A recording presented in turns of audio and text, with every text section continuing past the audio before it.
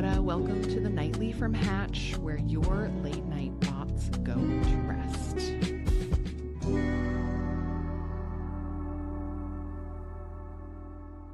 Today, we are talking about another one of my favorite topics, which, shockingly, is not book related, but I do feel like it is book adjacent. We are going to talk all about postcards.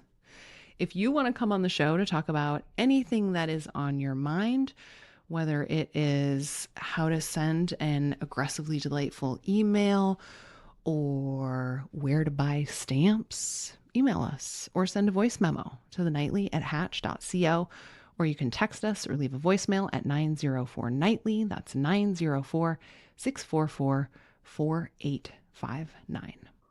All right, let's get to our caller, Lyndsay.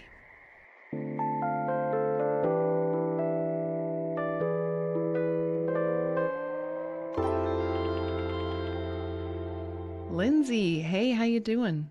I'm good. How are you, Greta? I'm good. How was your day? Pretty good. It's nice when you're winding down from a long week and getting to end it on a good note. Totally. So yeah, what's on your mind today?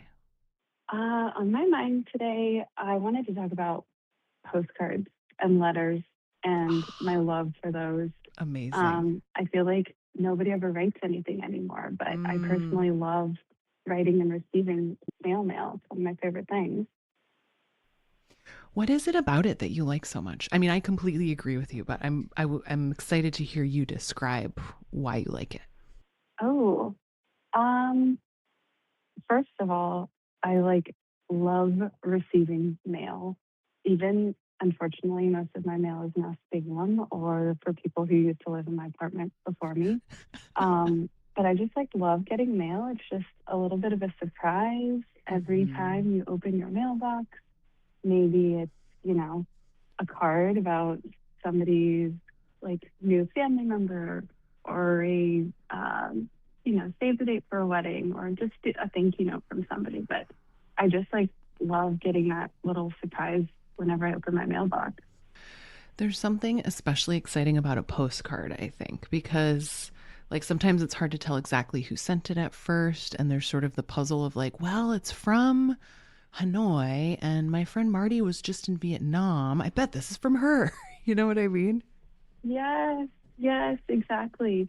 I feel like I've always loved sending postcards. Ever since I was a kid, I used to send them to my family members and then to my friends when, it was summer vacation and we were traveling different places with our families. And there was a point when I think every place I'd go, I'd send at least 10 postcards. But I've really pared back because a lot of people don't send me postcards back. So only the people that send it to me receive ones now. But it's the same kind of thing where I know my friend went on that trip and I had a friend who went to Greece and, told me all about it. And then 3 weeks later, I got a postcard from her in the mail, which totally. I always forget she'll send me one. So it's just a nice little surprise and taste from that moment in time when she was enjoying her trip and experiencing everything in real time. So you talked about how you would buy 10 postcards to send to people.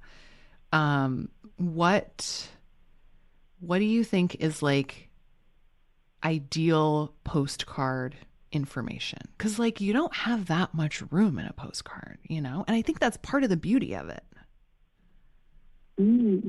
True. I mean, I like to document what you've been doing, what you've been eating, specifically what you've been eating. Things that are really unique things you experience that you weren't expecting. So I feel a lot of times you'll go somewhere and you're I know I'm going to go to, I don't know, this particular landmark or statue that everything's known for, but it's the fun, unexpected things that you get to share with people in a postcard too. I think that's important because you wouldn't get that just from a picture. You only get that from being there and experiencing it, Yeah, I think those are my favorites too, especially when it's maybe kind of a weird random moment that like you might forget about later, but you do kind of want to remember. And so then to be like, yeah, I went to the statue, but like, oh my gosh, the person playing violin down the block was amazing or whatever. Like even just a cool small detail like that, I think can be such a fun thing to get in a note from a friend. Absolutely. Absolutely. It's funny too because I have a really bad memory. Oh, So funny. there's often things that like I don't remember that I'm hoping that I'm putting on my postcards. But when my it's like a little odd that when my grandpa passed away a while ago, my Mm-hmm. aunt gave me back all these postcards that I had written him Oh, throughout the years. So it was kind wow. of funny for me to then read my own postcards back that I had sent him years and years before and get that flavor. That's so cool. I love that. So, yeah, if you're writing 10 postcards at once, are you writing the same thing in each of them or are you sort of tailoring them based on who you're sending them to? Oh, it's the same. you can only you can only like think of so many different things to say, but it's pretty much the same. And again, I'm only really writing like two people postcards Sure, sure, sure, nowadays sure, sure. who I know Yes. will appreciate it. Okay, so yeah, that makes me, I do want to ask you about the like, so you're not sending postcards to people who are not reciprocating postcards, correct? Yeah, I mean, I didn't actively like make a decision and cut them out. It was more just like, it sent them a lot, and these two other people, they regularly send them back. So I was like, okay, they Mm-hmm. appreciate it. Mm-hmm. They are active in this exchange with me, so Mm-hmm. I know they'll enjoy it when they get it too. It is, yeah, it's funny thinking about the idea of like, because I feel like there's the reciprocation piece and then also the appreciation piece, right? And those can be different. And like, I could see if I sent someone a postcard and they never sent me a postcard back, but they were really good about like, I don't know, texting me, being like, oh my gosh, I loved this postcard. It's on my fridge. Then I could see keeping sending one to them, you know? Totally, that makes sense. I don't think I guess I guess as I think about it, a recipient Mm-hmm. that like doesn't send them back often is like my parents. Sometimes they'll send them, sometimes they won't. But Yeah. I know for sure my postcard is getting on their fridge. Yeah, exactly. I think that's nice. So, Yeah. what are the occasions for which you would send a postcard? Oh, pretty much only when I'm traveling. I think, Mm-hmm. there's opportunity to send it when I'm not traveling, and I probably could and should. Mm-hmm. Um, but I think it's just a much easier thing because it's more typical. Mm-hmm. Um, but that is where I'm like, okay, maybe I should, get more into letter writing, like physical letter Mm-hmm. writing, and Mm-hmm. being able to build that like kind of pen pal exchange up again. In the pandemic, I got some like personalized stationery because that was a goal to like write people letters, and Oh, I have a stack of beautiful stationery just sitting at home now. oh yeah, you got to use it. Yeah, and this is a good reminder that it's still there, it's still pretty, and you know, I think the worry is just again, will people respond to me? I think it's such a slower form of mail that I'm also Mm-hmm. like, what would I write differently than how I keep up with people now via text Mm-hmm. and phone Mm-hmm. calls and in person time.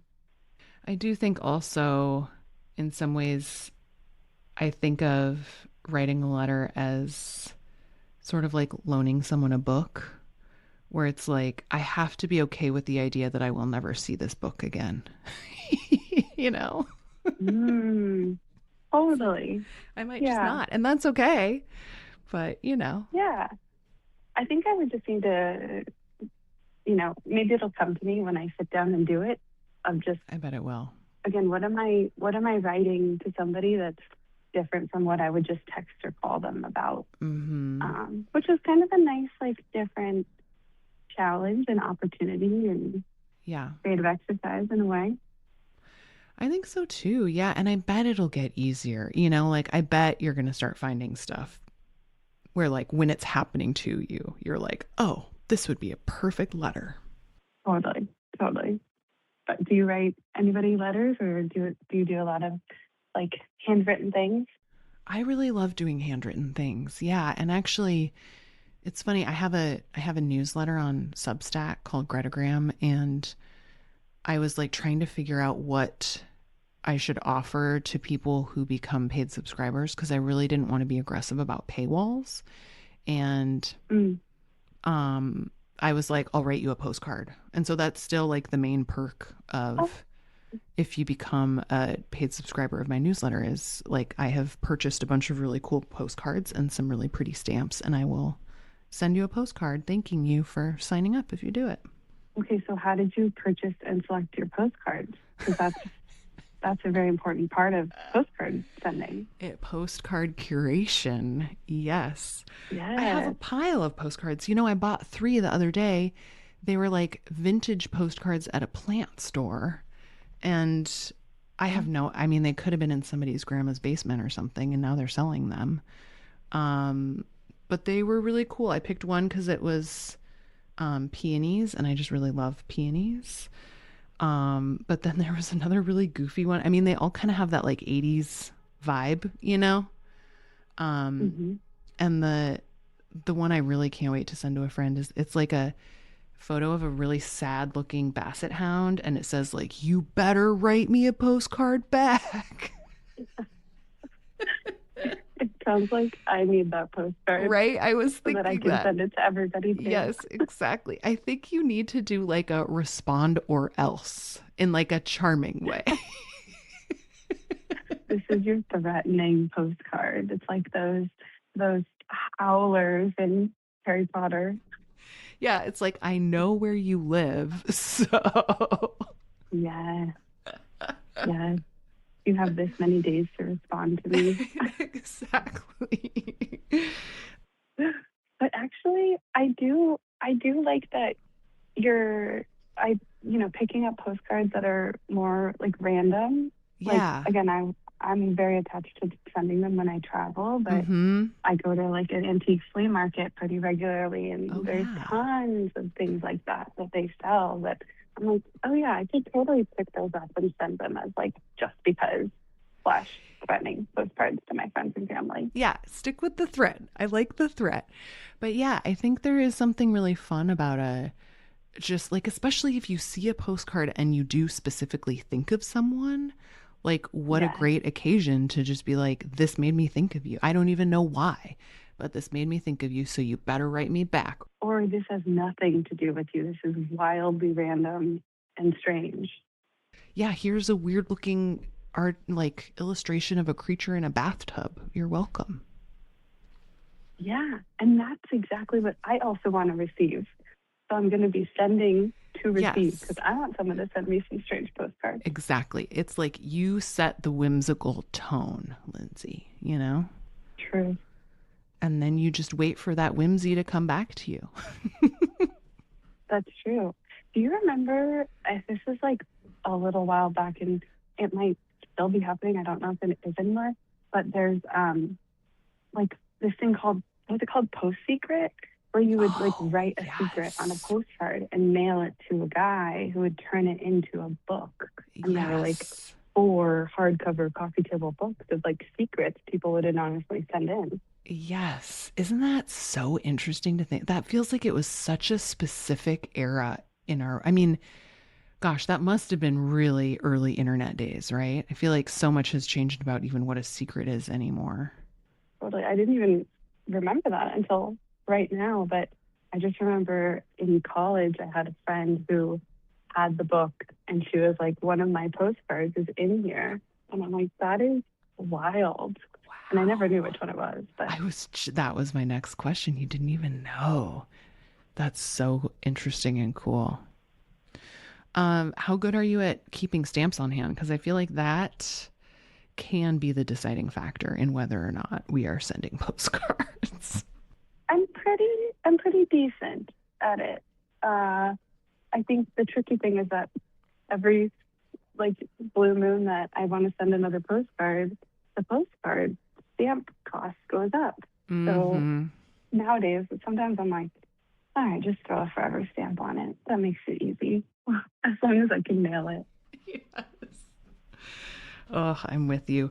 Something that I don't know if this counts as a hack. I feel like it's a hack, but maybe everybody knows this.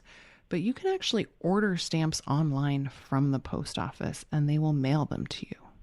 That feels like cheating. Like having the post office mail you stamps. Like that's. I'm surprised it's a real thing. Yeah, you can take your pick of all the different designs and all that stuff and it just shows up in your Oh, mail. You're like, I guess it is really asking a lot of the post office. It's like, no, bring them to me. yeah. They're like, we're already doing one job for you. Why can't you just meet us halfway and show up at the post office yourself? Oh my gosh, it's funny. I never thought of it that way. It's a good thing to know though, because I feel like when I go buy postcard stamps, I don't know if it's just like I don't ask or they don't offer, but like I just get the basic postcard stamps. Like Mm-hmm. I don't get anything fun. So maybe I need The, to do that to get the fun ones. I mean, there are some really cool stamps out there. That's true. Have you seen I, any full ones lately? Because I obviously haven't sent a postcard in a minute. I can't think of any fun stamps. well, I think because I was ordering stamps from the USPS, they started sending me, I believe it's a philologist like catalog, which is Ooh, like their catalog for stamp lovers. I believe the word is philologist. I oh, could be wrong about that. ooh. Which was funny because then it's like, well, do I love stamps that much? Like, I get why you put me on this list. But I did think, every year USPS makes a different, it's not a postcard stamp, it's just a forever stamp for the Lunar New Year. And this year it's this really cool, like sparkly pink horse because it's Fire Horse this year. And that one, I bought a bunch of those because I just thought they were so pretty and cool looking. Oh, that's awesome. I wonder if those are sold out or if I could still get some. Yeah, you Yeah, probably I'm could. on It's it. worth looking into it because they're real pretty. Um, and I just realized it's not philologist. It's, I don't even know how to pronounce philatelist. Stamp lover, stamp Oh, nerds, stamp expert, however you want see, to say that. that is the kind of trivia that I will never remember in my life because I have bad Philologist. trivia skills and bad memory. Yeah, no, it's tough out here. I mean, there's just too much in our brains already, you know? Oh, definitely. Definitely. So I'm excited for your random postcard, your random, mildly threatening postcards that you're going to send out. It's random if it's threatening or if it's kind. So we'll find out. Exactly. You know, the other thing, oh my gosh, this reminded me. When I moved to Chicago like 15 years ago, I did a thing before I left where I printed off like 100 postcards and I put stamps on every single one and my new mailing address. Mm. And I handed them out to friends. And I still have a little photo album of all of the postcards that I got from friends when I first moved to the new city, which was really wonderful. I'm so grateful I still have those. Wait, I know this thing where you people used to do of here's my address, I'm moving. But Mm-hmm. all of those people you gave it to, they sent you something back? Like, did you ask them to do that? Yeah, I was like, here's a postcard, write something on it and send it to me. And some of them like even did extra, like they did put like fingernail polish on the postcard or like extra decorations. And some of them just said like hello. Oh, Um, but that was really like, I wonder if the move for you is actually to mail people postcards that are already stamped, you know? I see. I thought you know when people send like an announcement postcard. I thought yours was an announcement, but this is even more forcing them, making it easy for them to send the mail. Yeah, exactly. It's like, I want to make this as easy for you as possible for me to get mail. Perhaps I will. I will consider that. that is another avenue to It's, receive more mail. yeah, still mildly aggressive. I will admit that. A little less threatening, a little bit more friendly, but Yeah, more work on the front end. totally. Oh my gosh. Okay, Lindsay, before I let you go, I would like to invite you to say goodnight to someone or something. I will say goodnight to some of my lost postcards. There's been some postcards I've written that I meant to send, and I can picture a stack of them all addressed, all ready, that never got stamped and never made it in the mail. So good night to you. I'll let you go. That is so very real. But yeah, I think you got to just forgive yourself, you know? Totally. Well, thank you, Lindsay. I hope you have a nice night. You too. Good night, Greta. Take care. Oh my goodness, what a pleasure. I haven't thought about that pile of postcards I made in a really long time.